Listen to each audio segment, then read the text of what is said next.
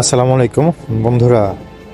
আজ আমি আপনাদের নিয়ে যাচ্ছি বিশ্ব অন্যতম ঐতিহ্যবাহী ও সৌন্দর্যময় দেশ ফ্রান্সে। এই দেশকে বলা হয় ইউরোপের রত্ন, কারণ অসাধারণ প্রকৃতি আর সমৃদ্ধ ইতিহাস মিলে ফ্রান্সকে দিয়েছে এক বিশ্বের মহাত্ম। প্যারিসের শহরের রাস্তার পাশেই আর নদীর ধারে এই শহরে বুক চিরে বয়ে গেছে সেই নদী সেইন। নদীকে ঘিরে গড়ে ওঠা রোমান্টিক এক নগরের সৌন্দর্য সত্যিই অতুলনীয়। জাহাজে চড়ে বা নদীর পাড়ে ঘুরে প্যারিসের সৌন্দর্য একেবারে অন্যভাবে উপভোগ করা যায়। গন্তব্য হচ্ছে প্যারিসের কেন্দ্রে অবস্থিত এক বিশাল জাদুঘর লুভর মিউজিয়াম। বিশ্বের সবচেয়ে বিখ্যাত শিল্পকর্মগুলোর মধ্যে একটি বিশাল সংগ্রহ রয়েছে এখানে। অনেকে জানেন লুভর মিউজিয়ামের মোনালিসা চিত্রকর্মের কথা, কিন্তু খুব কম মানুষই খেয়াল করেন যে এখানে রয়েছে প্রাচীন মিশরের চাকালো সভ্যতার নানা নির্দেশনা, যার মধ্যে রয়েছে কিছু শক্তিশালী ও প্রভাবশালী ব্যক্তির মমিও।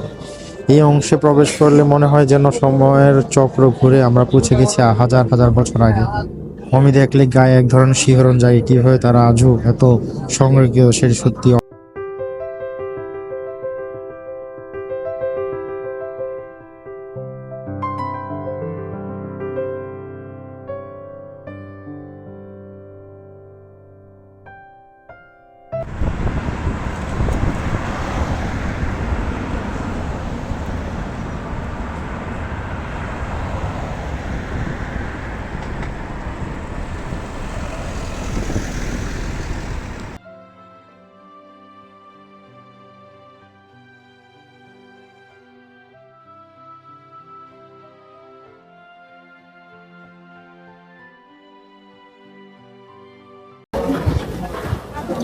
এই মুহূর্তে আছি ফ্রান্সের বিখ্যাত জাদুঘর। এখানে মোনালিসা পিকচার আছে এবং অন্যান্য পিকচার আছে, বড় বড় সব এখানে আছে, তাদের মমি আছে এখানে। আপনাদের কিছু ভিডিও পিকচার দেখালাম, বাকিরা দেখাচ্ছি।